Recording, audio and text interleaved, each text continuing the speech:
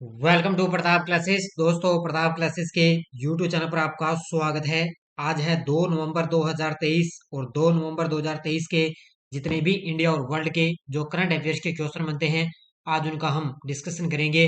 पूरा वीडियो ध्यान से देखना और लास्ट में आपसे क्वेश्चन पूछूंगा जिनके जवाब आपको कमेंट बॉक्स में देना होगा। आज अपने पढ़ेंगे कि हाल ही में 8वीं बार बेलन डी और पुरस्कार किसने जीता। 2034 में होने वाली फीफा वर्ल्ड कप की मेजबानी कौन सा देश करेगा और कोझिकोड भारत का प्रथम साहित्य का शहर बन गया। इनकी आज हम चर्चा करेंगे। डेली आपको सुबह 6:30 पर ये लाइव क्लास मिलती है। कई बार आपको पता है नेटवर्क की थोड़ी समस्या आ जाती है, इस वजह से क्लास आपके लिए 7 बजे भी मिल जाती है। तो ये लगातार आपको 6:30 पर ही आपको लाइव क्लास मिलेगी। तो सारे विद्यार्थी एक बार वीडियो को लाइक शेयर करेंगे और जो भी विद्यार्थी हमारे चैनल पर नहीं है तो जरूर आप चैनल को सब्सक्राइब करें और इसके पास लगे बेल आइकन का घंटा दबाएं ताकि हम जैसे ही वीडियो अपलोड करें उसका नोटिफिकेशन आप तक पहुंच जाएगा। सभी साथियों को गुड मॉर्निंग। तो स्टार्ट करें। सबसे पहले हम कल के क्वेश्चनों को रिवाइज कर लेते हैं। हाल में राष्ट्रीय एकता दिवस 2023 का बनाया गया, तो ये 31 अक्टूबर को भारतीय नौसेना द्वारा किस राज्य में 25 टी बोलाई बोलार्ड पुल टग महाबली का अनावरण किया गया? गुजरात के अंदर। हाल ही में नौसेना के लिए भारत 26 राफेल जेट विमान किस देश से खरीदेगा? फ्रांस से। किस महिला को परोपकार और कॉरपोरेट सामाजिक जिम्मेदारी के लिए USISPF ग्लोबल लीडरशिप अवार्ड से सम्मानित किया गया? ये मिला है नीता अंबानी को। अगला देखो, भारत के हंगर प्रोजेक्ट के माध्यम से किस राज्य के लिए नॉर्वे 3 वर्षों में 44.7 मिलियन आवंटित करेगा? तो ये करेगा उत्तराखंड राज्य के लिए। मैजिक जॉनसन दुनिया के चौथे अरबपति खिलाड़ी बने, इनका संबंध किस खेल से है? बास्केटबॉल के खिलाड़ी। वर्ल्ड स्टील एसोसिएशन के उपाध्यक्ष पद पर किसे नियुक्त किया गया? ये किया गया टीवी नरेंद्रन को। ये थे कल के क्वेश्चनों का रिवाइज। कल के क्वेश्चनों का हमने रिवाइज कर लिया है। तो सारे विद्यार्थी एक बार वीडियो को लाइक शेयर करेंगे। और आपको पता है प्रताप क्लासेस ऐप के अंदर SSC GD कांस्टेबल की ऑनलाइन टेस्ट सीरीज स्टार्ट कर दी गई और कल 1 नवंबर को इसका पहला टेस्ट भी आपको मिल चुका है। संपूर्ण सिलेबस पर आधारित आपके लिए टेस्ट दिए जा रहे हैं और अंत में आपको लास्ट में आपको 5 मेगा टेस्ट भी इसके अंदर मिलेंगे। तो 100 रुपए के अंदर ये टेस्ट सीरीज है और ये हेल्पलाइन नंबर है, इस पे आप फोन या व्हाट्सएप मैसेज करके कोई अपनी समस्या वो पूछ सकते हो। बाकी आपको पता है दिल्ली पुलिस कांस्टेबल की ऑनलाइन टेस्ट सीरीज आपको लगातार दी जा रही है।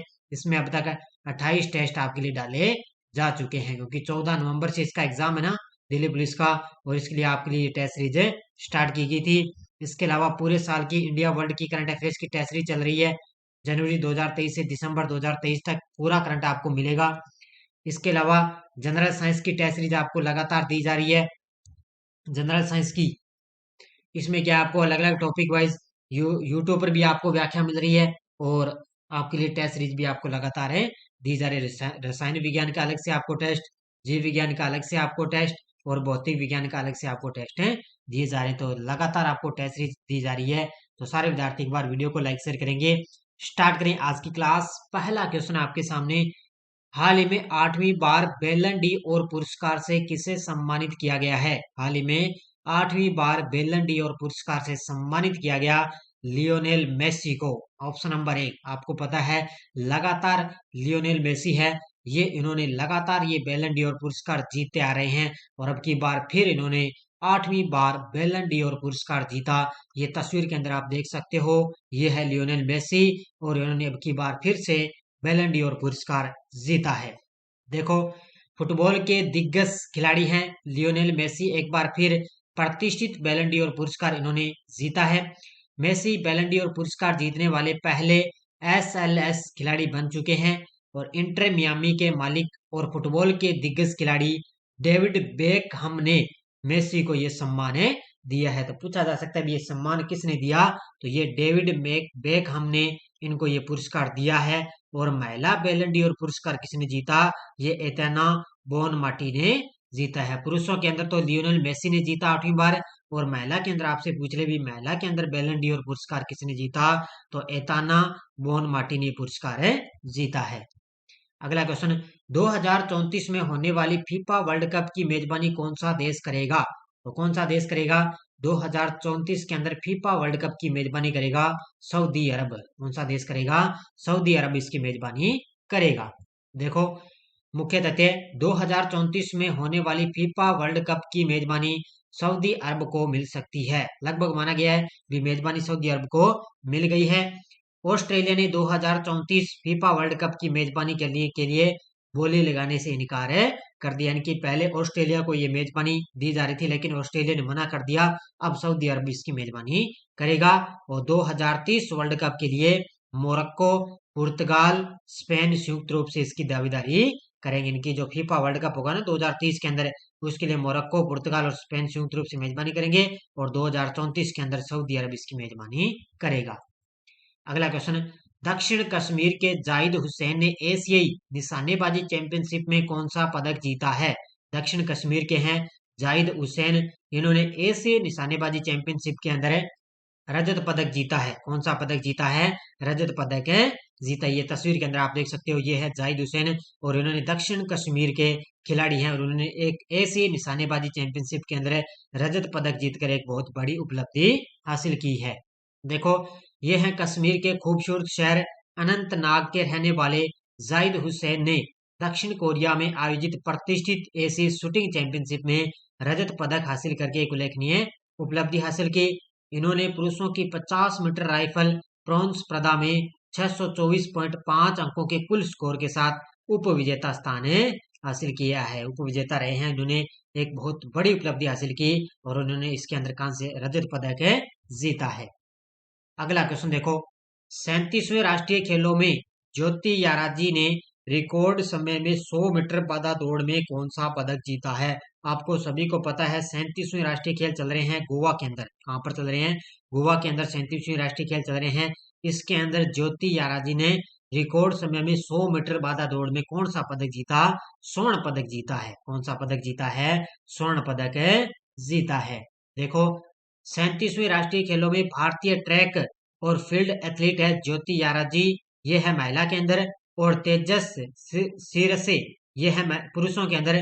इन्होंने 100 मीटर और 110 मीटर बाधा दौड़ में अपना ही रिकॉर्ड तोड़ दिया है। तो ज्योति याराजी ने क्या है, 100 मीटर बाधा दौड़ को केवल 13.22 सेकेंड और तेजस सिरसे ने 110 मीटर बाधा दौड़ में 13.80 सेकंड का समय लिया है। इन्होंने देखो 100 मीटर के अंदर भी 13.22 सेकंड का समय लिया और इन्होंने 110 मीटर के अंदर 13.80 सेकंड का समय लिया। तो इसके अंदर इन्होंने स्वर्ण पदक जीता है। अगला क्वेश्चन, हाल ही में किसने मैक्सिको सिटी ग्रांड प्रिक्स 2023 जीती है? तो ये जीती है मैक्स वेस्टापेन ने। ऑप्शन नंबर ए किसने जीती है? ये तस्वीर के अंदर आप देख सकते हो, ये है मैक्स वेस्टापेन और इन्होंने मैक्सिको सिटी ग्रांड प्रिक्स 2023 से जीती है। देखो, ये है रेड बुल रेसर मैक्स वेस्टापेन ने formula 1 Mexico city grand prix में अपने असाधारण कौशल का प्रदर्शन किया।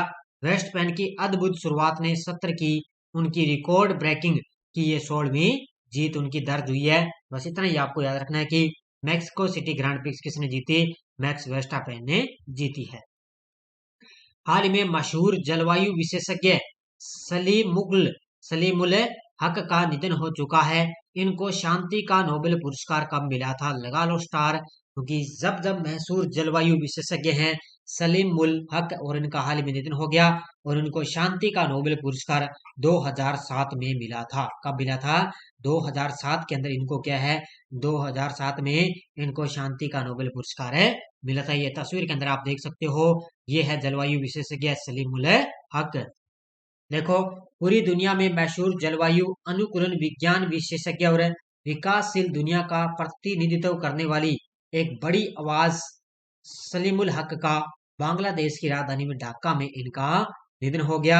उनको शांति का नोबेल पुरस्कार 2007 में मिला था और 2022 में उन्हें ब्रिटिश साम्राज्य के सर्वोच्च सम्मान order of the British empire से इनको सम्मानित किया गया था। 2022 के अंदर भी क्या है, ब्रिटिश साम्राज्य के द्वारा उनको order of the British empire से भी इनको सम्मान मिला था।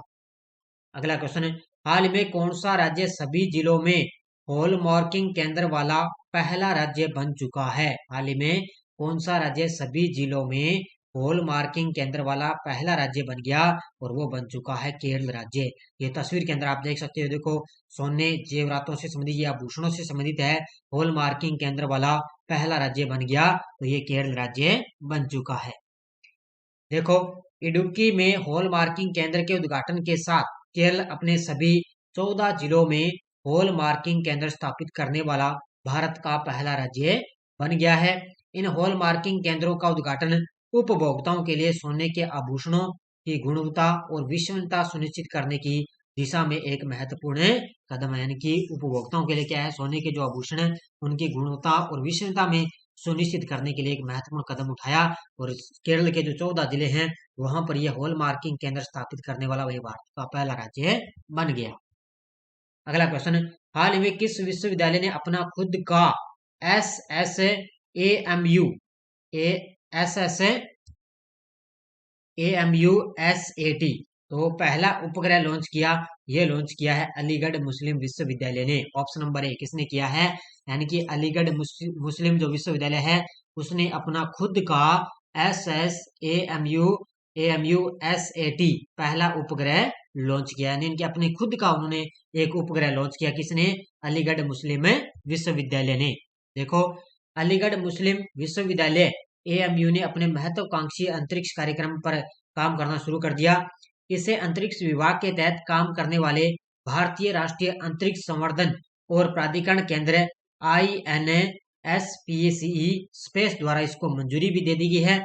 और इस परियोजना में AMU के संस्थापक यानी कि अलीगढ़ मुस्लिम विश्वविद्यालय के संस्थापक हैं सर सैयद अहमद खान के नाम पर पहला उपग्रह या सैटेलाइट कार्यक्रम है SSAMU SAT का डेवलपमेंट शामिल किया गया। यानी कि ये उसमें क्या अपने खुद का ये जो उपग्रह है ये लॉन्च करेगा। नेक्स्ट है, हाल ही में यूनेस्को द्वारा किस शहर को भारत का प्रथम साहित्य का शहर का खिताब दिया गया है? हाल ही में यूनेस्को द्वारा किस शहर को भारत का प्रथम साहित्य का शहर का खिताब दिया गया? और ये दिया गया है कोझिकोड को। ऑप्शन नंबर बी, ये केरल का एक शहर है कोझिकोड है और इसको क्या है यूनेस्को द्वारा भारत का प्रथम साहित्य का शहर का खिताब दिया गया। तस्वीर के अंदर आप देख सकते हो साहित्य का शहर। देखो, 31 अक्टूबर को मनाए जाने वाले विश्व शहर दिवस पर केरल में स्थित शहर है कोझिकोड को साहित्य के शहर का खिताब दिया गया और यह गौरव प्राप्त करने वाला भारत का पहला शहर बन गया। विश्व शहर दिवस पर कोझिकोड को यह प्रतिष्ठित सम्मान मध्य प्रदेश के ग्वालियर के साथ प्रदान किया गया जिसे संगीत के शहर के रूप में भी मान्यता दी गई है। तो बड़ा शानदार पॉइंट आपके लिए पूछा जा सकता है कि यूनेस्को द्वारा साहित्य के शहर का खिताब किसको दिया गया? केरल के कोझिकोड शहर को दिया गया।